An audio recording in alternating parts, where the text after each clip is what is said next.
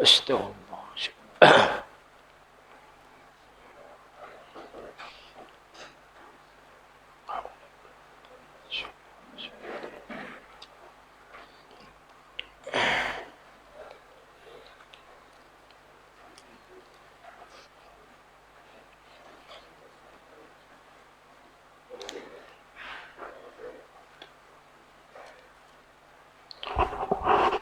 Astaghfirullahalazim. Astaghfirullahalazim.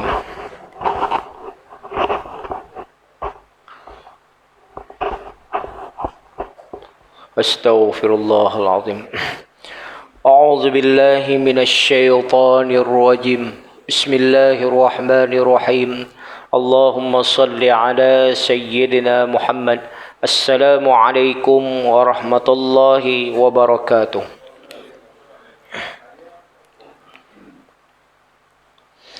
Alhamdulillahilladzi arsala rasulahu lil huda wa dinil haqq liyudhhirahu 'alad dini kullih. Asyhadu an la ilaha illallah wahdahu la syarika lah wa asyhadu anna Muhammadan 'abduhu wa rasuluh. Subhanaka la ilma lana illa ma 'allamtana innaka antal alimul hakim. Qala rabbi shrah li sadri wa yassir li amri wahlul 'uqdatam min lisani yafqahu qawli wa la hawla wa la quwwata illa billahil aliyyil azim. Amma ba'd. Alhamdulillah, bersyukur kita kehadrat Allah Subhanahu wa taala dengan nikmat yang diberikan kepada kita, dapat kita menunaikan solat fardu maghrib secara berjamaah, diberikan kita ruang dan kesempatan untuk bersama-sama berada di dalam taman-taman syurga ini, yang mana ini adalah yang dikatakan satu rahmat yang diberikan oleh Allah Subhanahu wa taala. Maka setiap pemberian-pemberian yang Allah Subhanahu wa taala berikan kepada kita, semuanya itu adalah rahmat. Maka tuan-tuan, betapa banyak Allah Subhanahu wa taala memberikan rahmat kepada golongan-golongan yang beriman kepada Allah Subhanahu wa taala. Sebab itu hanya satu sahaja dan selebihnya 99 rahmat tersebut akan diberikan oleh Allah Subhanahu wa taala kepada hamba-hambanya. Maka tuan-tuan boleh lihat pada malam ini kita sambung, iaitu pengajian kita yang bertajuk sifat malaikat maut ketika mengambil nyawa.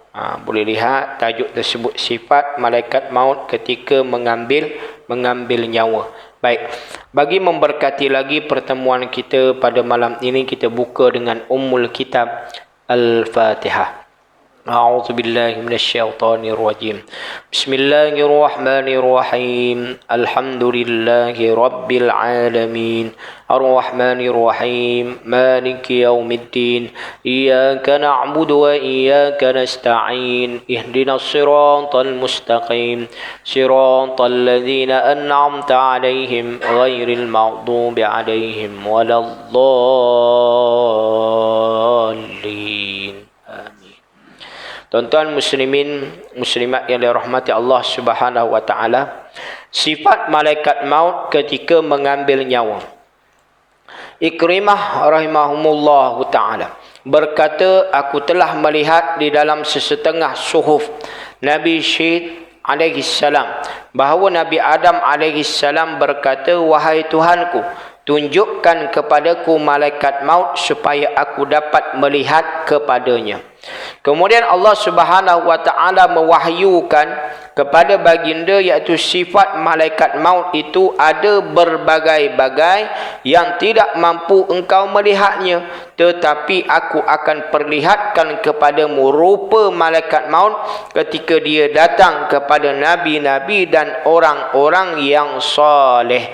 Maka tuan-tuan muslimin muslimat dirahmati Allah, maka malaikat maut ni tuan-tuan, yang seperti mana kita ketahui bahawa yang mana malaikat maut ini ketika itu bila mana mereka ini, iaitu dalam keadaan manusia ini, iaitu bumi tersebut tuan-tuan, di bawah kelengkang mereka saja. Maksudnya iaitu maknanya di bawah bawah kelengkang, umpama bulatan bumi tu tuan-tuan, iaitu umpama apa? Umpama bola tu duduk tengah-tengah. Ibarat macam tu lah. Ibaratnya kecilnya bumi tersebut sehingga kan malaikat maut ni tuan-tuan, iaitu betapa besarnya dan adanya pembantunya, iaitu di kalangan malaikat maut. Serupa juga iaitu di kalangan malaikat Zabaniyah, iaitu malaikat yang diketuai oleh malaikat Malik.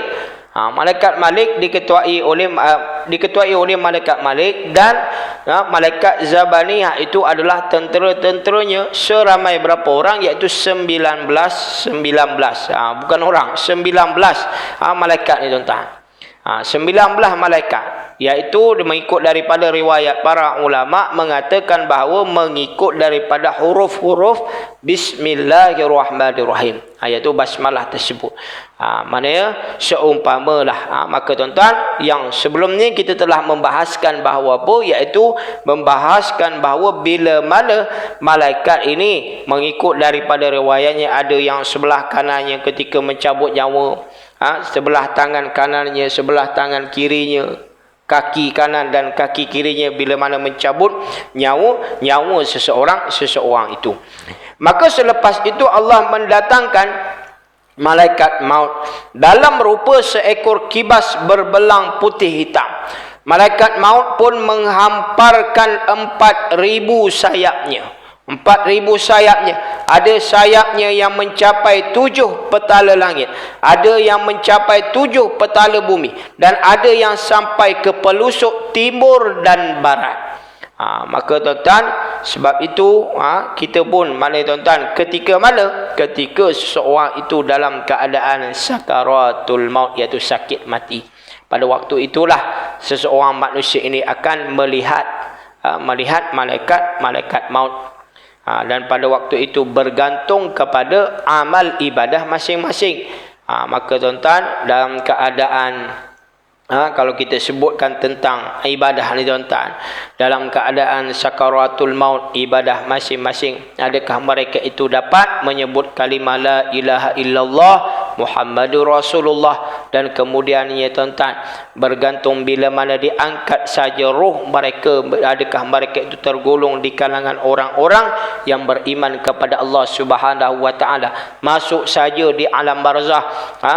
Bergantung pula kepada amal ibadah masing-masing. Sebab itu perkara ini keimanan kita kepada Allah Subhanahu wa taala.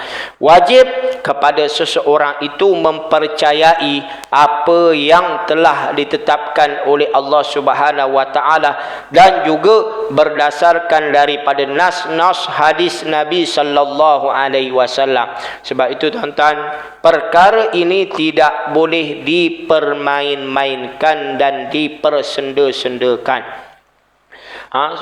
Maka tuan-tuan, kerana itulah bila mana seseorang itu mempersenda-sendakan, iaitu berkenaan tentang alam roh, berkenaan tentang apa, iaitu alam barzah itu sendiri tuan-tuan, sekira mereka itu meyakini, tetapi hanya untuk apa? Untuk berbuat orang ketawa. Contohnya, nak buat orang ketawa, tapi dengan sebab apa? Dengan sebab menjadikan perkara ini berkaitan tentang keimanannya, mereka ini mempermain-mainkan, nak jadikan sebagai lawak jenaka.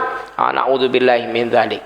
Dia yakin dengan niat nak mempersenda-sendakan. Maka apa jadi tuan-tuan?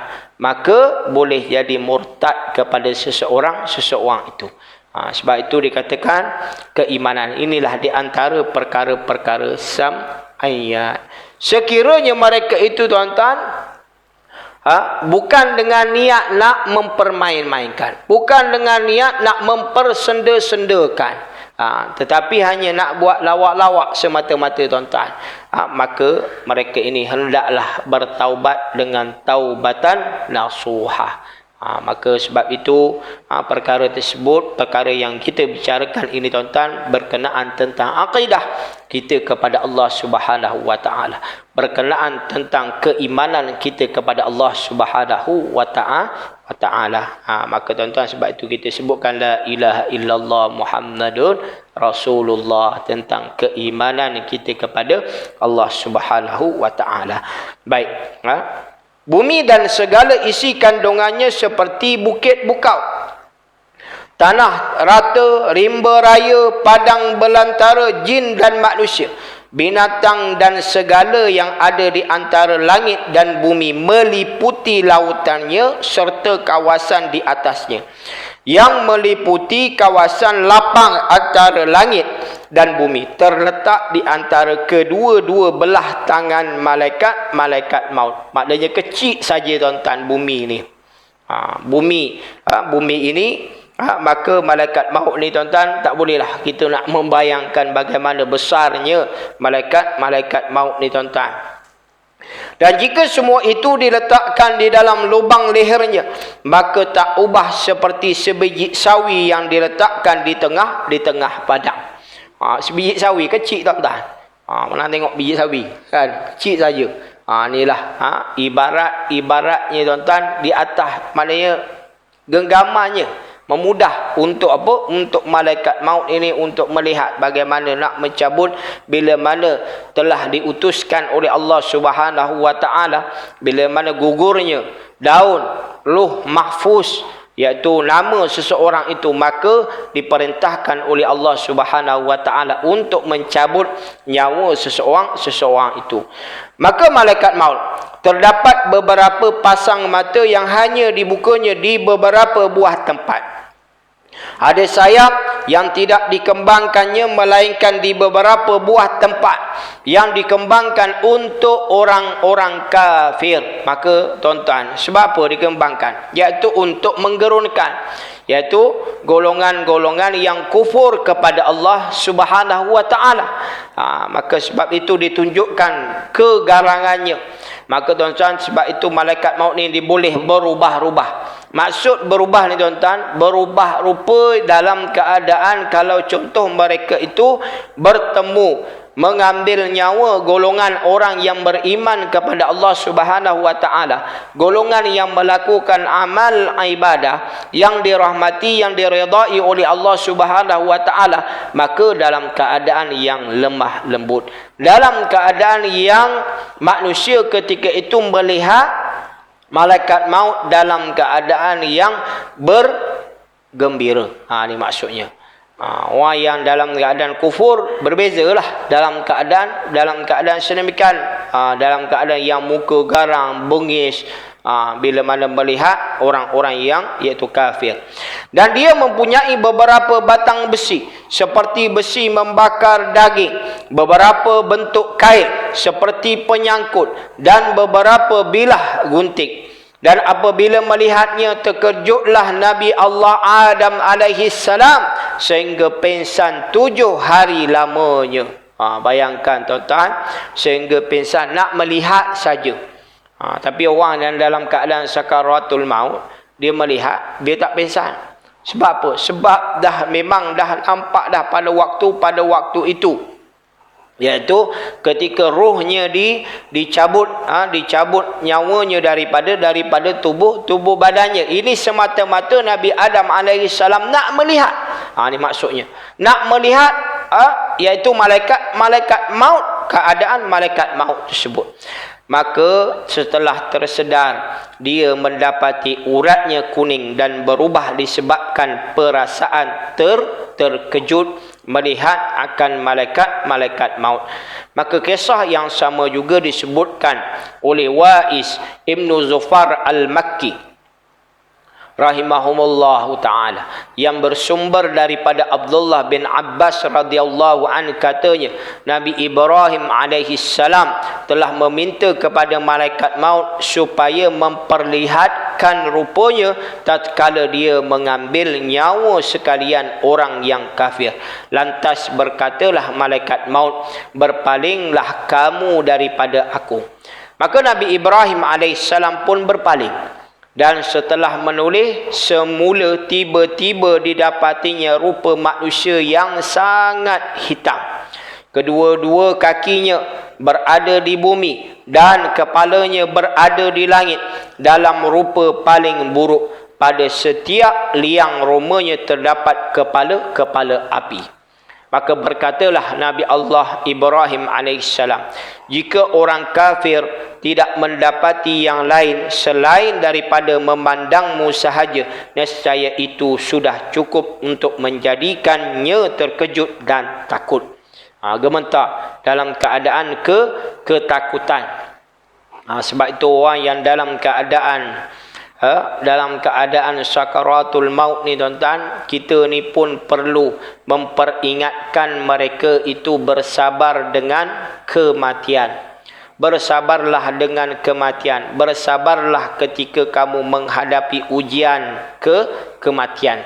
Maka dengan kesabaran tersebut, maka kita pun tuan-tuan, bila mana memperingatkan mereka, mudah-mudahan dipermudahkan oleh Allah Subhanahu wa taala. Maka setelah itu malaikat maut pun mencabut roh baginda setelah dikembalikan rupanya rupa yang elok.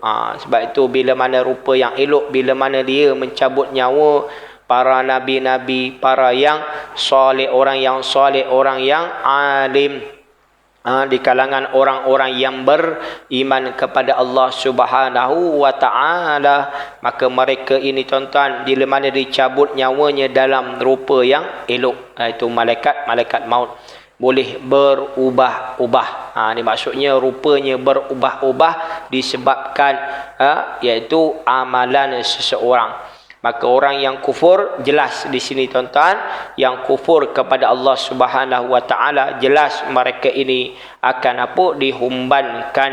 Mereka ini selagi mana mereka itu mensyirikkan, mengkufurkan Allah Subhanahu wa taala, selagi itulah mereka ini akan dihumbankan ke dalam api neraka, dan mereka ini dalam keadaan keseksaan, dalam keadaan yang mana dalam keadaan sakaratul maut pada waktu itu, seksanya, dan dalam keadaan ketakutan pada waktu itu melihat akan malaikat maut.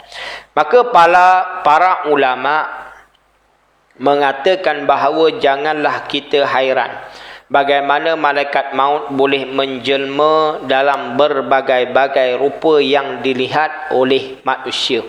Hal yang demikian samalah seperti mana manusia yang berubah keadaannya ketika sehat, sakit, kecil, besar. Sebab tu dia kata ada perubahan-perubahan, muda, tua dan sebagainya. Maknanya ada perubahan terhadap diri itu manusia. Maka tuan-tuan, dia berubah disebabkan apa? Disebabkan bukanlah kita kata dia daripada kecil besar. Dia tak sama macam manusia. Maksudnya berubah mukanya bila mana melihat golongan-golongan yang beriman, melihat kalangan orang yang kufur kepada Allah Subhanahu wa taala. Maka sebab itu tuan-tuan, bila mana kita melihat di dalam surah Az-Zumar, disebutkan di dalam firman Allah Subhanahu wa taala, a'udzubillahi minasyaitonir rajim, innaka mayyitun wa innahum mayyitun. Sesungguhnya engkau iaitu Muhammad sallallahu alaihi wasallam akan mati, dan kesemua manusia ini akan mati. Maksudnya manusia ini tuan-tuan akan menghadapi, iaitu pasti akan menghadapi kematian. Maka di antara seseorang itu, adakah amal ibadah mereka? Ni maksudnya tuan-tuan, amal ibadah mereka. Dan adakah amal ibadah mereka itu diridai dan dirahmati oleh Allah Subhanahu wa taala? Sebab itu tuan-tuan, rahmat daripada Allah Subhanahu wa taala ini sangat penting kepada kita. Kerana apa? Sekiranya Allah tidak merahmati, maka menjadi sia-sia dan berkemungkinan besar seseorang itu tuan-tuan, bila mana tidak dirahmati oleh Allah Subhanahu wa taala, maka tidak melayakkan ia ke syurga Allah Subhanahu wa taala. Maka tuan-tuan, sebab itu bila mana kita melihat di dalam satu kisah ni tuan-tuan, iaitu kisah apa? Iaitu seorang yang soleh, seorang yang sentiasa melakukan amal ibadah, tidak pernah meninggalkan amal ibadah, sehingga kan ketika itu diceritakan oleh Nabi sallallahu alaihi wasallam, umurnya dipanjangkan, umurnya iaitu daripada kalangan Bani Israel dipanjangkan umurnya sehingga 700 tahun. 700 tahun tuan-tuan. Dipanjangkan umurnya 700 tahun. Lalu selepas dia makan, dia akan melakukan amal ibadah. Selepas dia bangun daripada tidur, dia akan melakukan perkara-perkara amal ibadah. Tak pernah tinggal. Iaitu yang wajib tak pernah tinggal, lagilah perkara-perkara yang maknanya ditambah pula dengan perkara-perkara yang sunat. Lalu terdetik di dalam hatinya tuan-tuan, iaitu terdetik di dalam hatinya, ketika itu umur aku ni dah panjang 700 tahun. 700 tahun Allah memanjangkan umurku, lalu aku ini tidak mahukan iaitu rahmat daripada Allah Subhanahu wa taala, dan aku inginkan ditimbang segala amal ibadah aku untuk melayakkan aku ke syurga Allah Subhanahu wa taala. Terdetik dalam hatinya tuan-tuan. Na'udzubillahi min zalik. Akhirnya tuan-tuan, Allah memerintahkan kepada malaikat untuk apa? Untuk mencabut. Dikatakan untuk mencabut nyawanya pada waktu itu. Sebelum dicabut nyawanya tuan-tuan, bila mana didengari oleh Allah Subhanahu wa taala akan segala apa yang ia niatkan, maka diperintahkan kepada malaikat untuk mengambil aku. Pada asalnya Allah Subhanahu wa taala memberikan rahmat kepadanya, asal apa? Iaitu dengan sebab segala amal ibadahnya. Akhirnya tuan-tuan, ketika itu Allah katakan kepada malaikat, kamu timbang segala amal ibadahnya, adakah ia layak untuk ke syurgaku, dan rahmat tu, rahmat yang aku berikan, aku tarik balik. Maka tuan-tuan, malaikat menimbang segala amal ibadah yang ia lakukan selama 700 tahun. Bayangkan tuan-tuan, timbang punyalah timbang tuan-tuan, tak cukup-cukup untuk melayakkannya ke syurga Allah Subhanahu wa taala. 700 tahun. Dan seberat apa? Seberat pahala yang ia lakukan, amal ibadah yang ia lakukan, seberat apa? Seberat sayap nyamuk. Allahu Akbar. Sayap nyamuk tuan-tuan. Kita berapa umur kita tuan-tuan? Agak-agak sebab itu kita nakkan redha, nakkan rahmat Allah Subhanahu wa taala. Sebab itu tidak perlulah berbangga dengan umur yang panjang diberikan oleh Allah Subhanahu wa taala.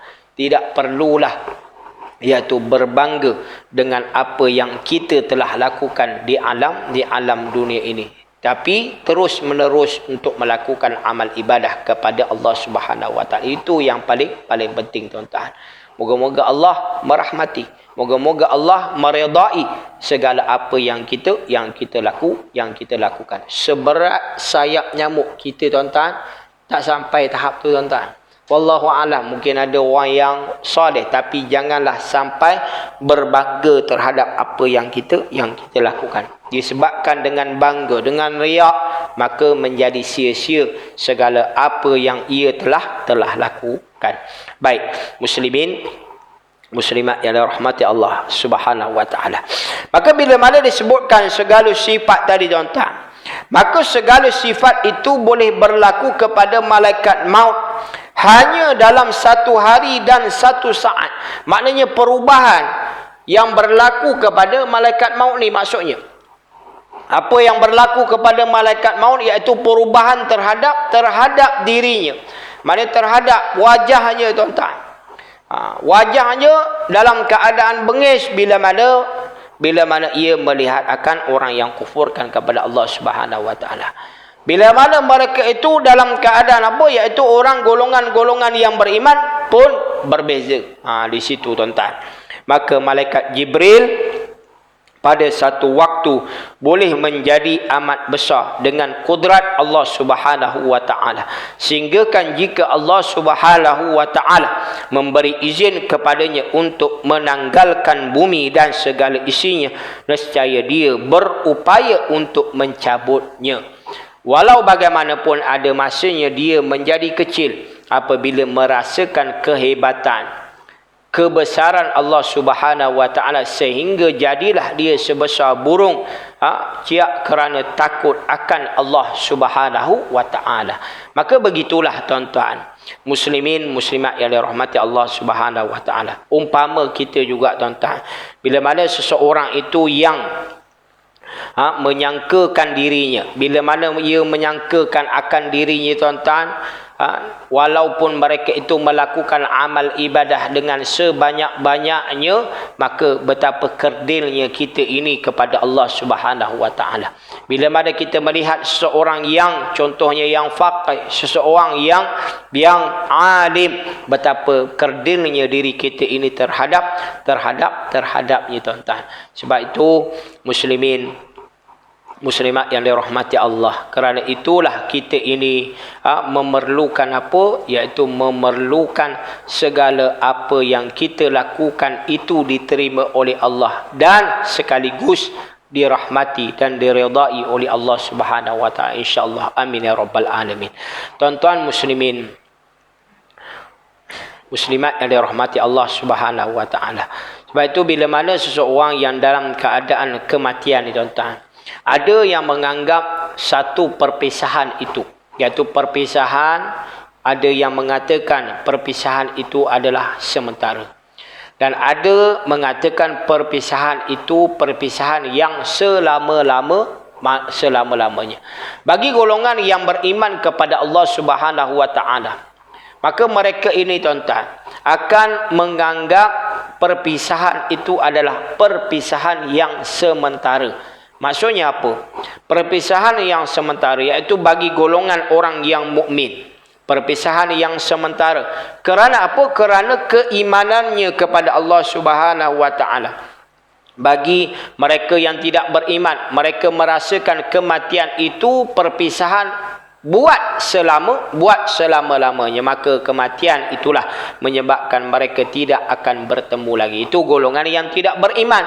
Maka orang yang tidak beriman juga, iaitu yang tidak beriman kepada Allah Subhanahu wa taala, akan mengatakan terhadap dirinya, iaitu perpisahan itu adalah perpisahan yang abadi, selama-lamanya. Maka tuan-tuan, serupa juga seorang yang melakukan maksiat, seorang yang menderhakai Allah Subhanahu wa taala, sedangkan pasangannya ataupun keluarganya adalah mereka itu yang mematuhi serta taat kepada Allah Subhanahu wa taala, maka matinya kelak tuan-tuan akan menjadi perpisahan buat selama-lamanya. Sebab itu perlulah diselaraskan. Apa maksud selaras ni tuan-tuan? Ahli keluarga ni tuan-tuan perlulah diselaraskan. Contohnya iaitu contoh di kalangan ibu bapa melakukan perkara-perkara yang baik-baik, melakukan perkara-perkara yang mentaati perintah Allah Subhanahu wa taala, tapi anak contohnya anaknya buat maksiat, anaknya buat perkara-perkara kemungkaran. Bagaimanalah keadaan tersebut? Bagaimana nak berlaku pertemuan di antara anak dengan ibu dan ayahnya tuan-tuan? Sebab itu perlulah diselaraskan di antara ahli keluarga itu tuan-tuan. Maka tuan-tuan nak bertemu, maka bila mana nak bertemu perlulah kita ini memperingatkan akan ahli keluarga kita tuan-tuan. Lagilah orang-orang yang mati dalam keadaan syirik, na'udzubillahi min zalik kan. Lagilah tidak bertemu tuan-tuan. Contoh kita boleh lihat tuan-tuan, kadang-kadang seorang yang solat, manakala seorang lagi tak solat. Suami ni tuan-tuan ada yang solat, isteri tak solat. Sekiranya contohnya mereka ni meninggal dunia, agak-agak mereka ni boleh bertemu ataupun tak? Boleh bertemu ataupun tak? Ataupun maknanya seorang suami yang menutup aurat, tiba-tiba pula si isteri tak tutup aurat, agak-agak boleh bertemu ke ataupun tidak? Sebab itu tuan-tuan ada kengkangan di situ. Perlulah diselaraskan dengan sebaik-baiknya. Bila mana kita ni dalam kehidupan kita tuan-tuan, kita diajar untuk apa? Iaitu untuk selaraskan matlamat hidup, iaitu hidup iaitu apa? Kepada hari akhirat. Matlamat tu paling penting. Maksudnya kita ni tuan-tuan perlu selaraskan perjalanan kehidupan antara diri dan pasangan diri dan anak-anak untuk menuju ke akhirat Allah Subhanahu Wa Taala. Ni tuan-tuan.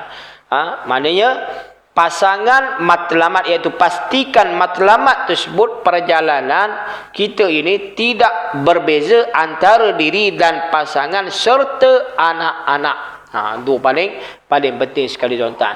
Jangan ada dalam hidup kita ni ahli keluarga ada yang soleh dan ada yang taleh. Taleh ni tuan-tuan apa dia? Iaitu melawan perintah Allah Subhanahu Wa Taala. Soleh kita tahu dah kan. Taleh ni tuan-tuan orang yang melawan perintah Allah Subhanahu Wa Taala. Kadang-kadang ada yang suami yang bagus, isteri tak bagus. Kadang-kadang ada yang anak-anak tidak bagus. Sekiranya ini berlaku tuan-tuan, maka anak-anak akan berpisah daripada ibu bapanya, ayahnya apabila meninggal kelak. Perkara ini diceritakan dalam Al-Quran melalui firman Allah Subhanahu Wa Taala di dalam surah Abasa ayat 30 sehinggalah ayat yang ayat 34 sehingga ayat 37. A'udzu billahi minasyaitonir rajim. Yauma yafirrul mar'u min akhi wa ummihi wa abi wa sahibatihi wa bani likulli imri'in minhum yawma idzin sya'nun yughni. Pada hari seseorang itu lari daripada saudaranya dan ibunya serta bapanya dan isterinya serta anak-anaknya, kerana setiap seorang daripada mereka pada hari itu ada perkara-perkara yang sangat menjadikannya sibuk dengan hal dirinya sendiri. Maksudnya tuan-tuan, bersibuk-sibuk dengan hal keduniaan, tidak mementingkan dan mengabaikan tentang akhirat itu sendiri tuan-tuan. Sebab itu Allah memberikan peringatan-peringatan kepada sekalian manusia, terutamanya iaitu golongan-golongan yang beriman kepada Allah Subhanahu Wa Taala. Tetapi mereka ini mengabaikan akan perintah Allah Subhanahu Wa Taala. Kadang-kadang ada perkara yang ia beranggapan baik, tetapi sebenarnya tidak baik kepada manusia itu sendiri tuan-tuan. Sebab itu tuan-tuan, kerana apa? Kerana hanya untuk mendatangkan keuntungan terhadap dirinya sendiri sahaja. Seumpamanya contohnya tuan-tuan, kadang-kadang benda tu baik dia kata, padahal tak baik. Contoh dia buat kilang arak, contoh kan.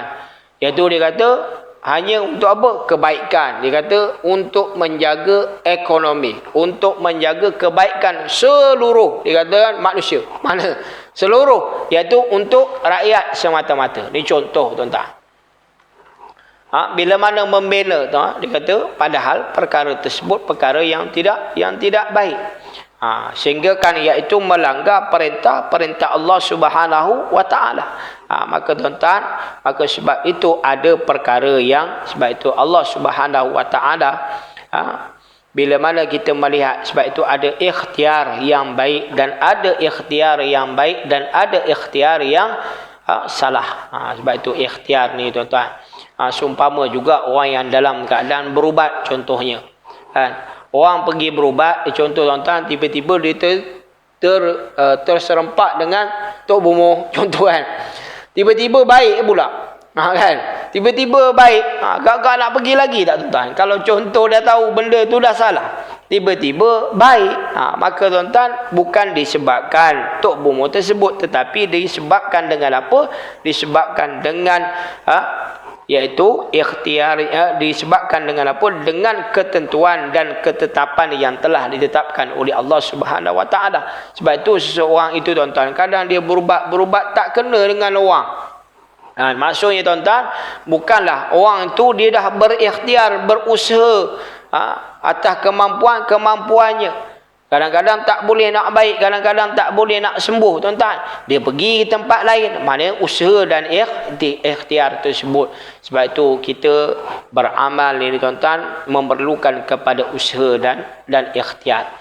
Bila mana kita ini berada di alam dunia ini, adanya usaha, adanya ikhtiar untuk kita ini, iaitu untuk mencari rahmat dan redha Allah Subhanahu wa taala. Maka tuan-tuan, bila mana sahaja berlaku kematian juga, maka tuan-tuan, maka sekiranya ini kita tidak menafikan bahawa seseorang itu bila mana berlaku kematian saja, seseorang itu tuan-tuan akan sedih dan akan menangis. Dia akan menangis. Tetapi dilarang oleh Islam sama sekali, iaitu untuk meratap. Itu ratapan-ratapan inilah yang tidak boleh, tuan-tuan. Islam. Sebab itu para ulama mengatakan, berpendapat bahawa jika hanya menangis dengan mengalirkan air mata, itu adalah rahmat daripada Allah Subhanahu wa taala. Dan sekiranya dan ia juga sebagai apa? Tanda kasih sayang. Tanda kasih sayang terhadap seseorang itu menangis. Itu normal, tuan-tuan, orang menangis. Tapi kalau meratap, contoh nama dia Ahmad, bangun Ahmad, contohnya, tuan-tuan. Mungkin kita pernah lihat, tuan-tuan. Perlulah kita ni, tuan-tuan, sabarkan. Ini paling penting. Sabarkan kepada golongan ahli keluarga itu. Sebab itu perkara yang dilarang oleh Allah Subhanahu wa taala meratap. Mungkin kita tak pernah, mungkin kita pernah nampak, kan? Ini larangan. Walaupun ahli keluarga sekalipun, tuan-tuan, walaupun kematian kepada suaminya, walaupun kematian kepada isterinya, tuan-tuan, tidak boleh meratap. Maknanya meratap, tuan-tuan, sehingga menyebut namanya, tuan-tuan. Maka perkara yang dilarang ini, tuan-tuan, iaitu bila mana seseorang mula menyebut ataupun memanggil, maka mayat ni akan terseksa. Mayat akan terseksa bila mana berlaku ratapan. Mayat ni, tuan-tuan, sebab itulah penting dimaklumkan kepada, terutamanya kalau contoh kita ni, tuan-tuan, terutama kepada ahli keluarga kita, tuan-tuan. Tak boleh. Maka jangan ada di antara mereka meratap ataupun meraung pada hari kematian tersebut. Sebab tu tidak kira siapa sahaja pun, tuan-tuan. Maka bila mana perpisahan tersebut, maka, tuan-tuan, bagi golongan yang beriman kepada Allah Subhanahu wa taala, maka itu adalah perpisahan yang sementara. Kalau contoh kita melihat bagaimana ketika mana Rasulullah sallallahu alaihi wasallam dalam keadaan sakaratul maut, iaitu sakit matinya, tuan-tuan, ketika mana puterinya, tuan-tuan, iaitu Fatimah Az-Zahra, ketika itu, tuan-tuan, radhiyallahu anha, ketika Rasulullah menghadapi sakit kematian, iaitu sakaratul maut, pada waktu itu Rasulullah sallallahu alaihi wasallam semakin hampir menghadap Allah Subhanahu wa taala. Fatimah Az-Zahra ni menangis, tuan-tuan. Lalu Rasulullah sallallahu alaihi wasallam melihat puteri kesayangannya menangis, lalu membisikkan sesuatu kepada Fatimah Az-Zahra ni, tuan-tuan. Dia bisik sesuatu kepada Fatimah Az-Zahra, sehingga kan Fatimah Az-Zahra ni, tuan-tuan, tertawa dan tersenyum. Tertawa dan tersenyum bila mana Rasulullah sallallahu alaihi wasallam mengatakan sedemikian.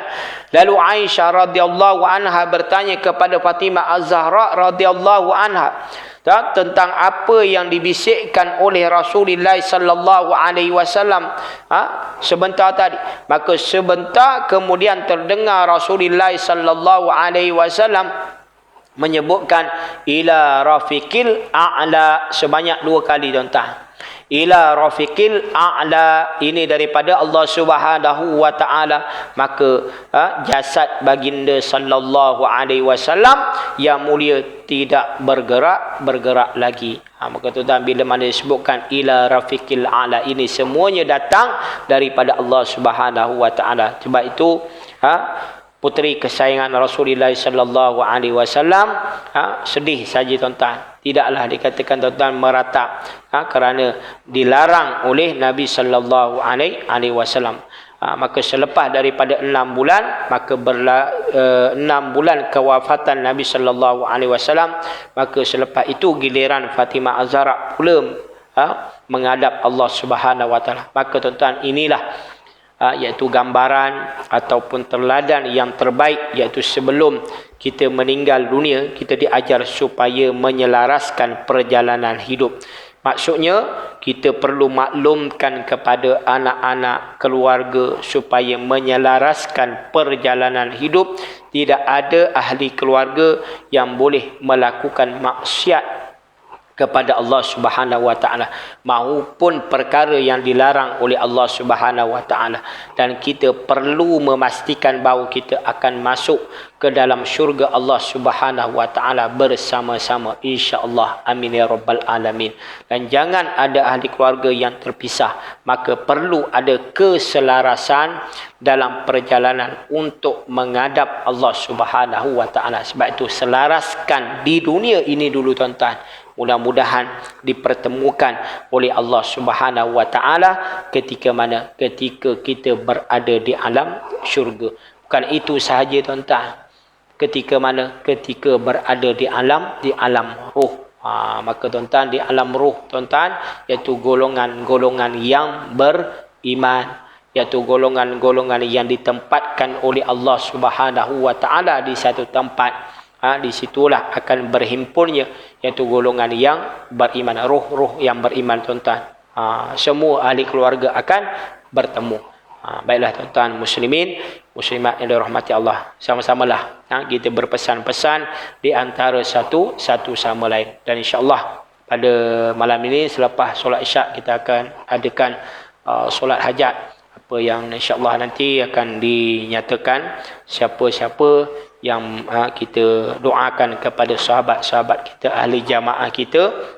Mudah-mudahan diberikan kesembuhan, mudah-mudahan diberikan kesihatan untuk sama-sama mereka itu, selepas daripada itu mereka itu dapat hadir ke rumah Allah Subhanahu wa taala untuk sama-sama mengimarahkan dan mengimarahkan rumah Allah Subhanahu wa taala. Baiklah, sekadar itu dulu, insya-Allah. Mudah-mudahan apa yang anda sampaikan membawa manfaat dan iktibar untuk kita bersama. Wallahu a'lam bissawab.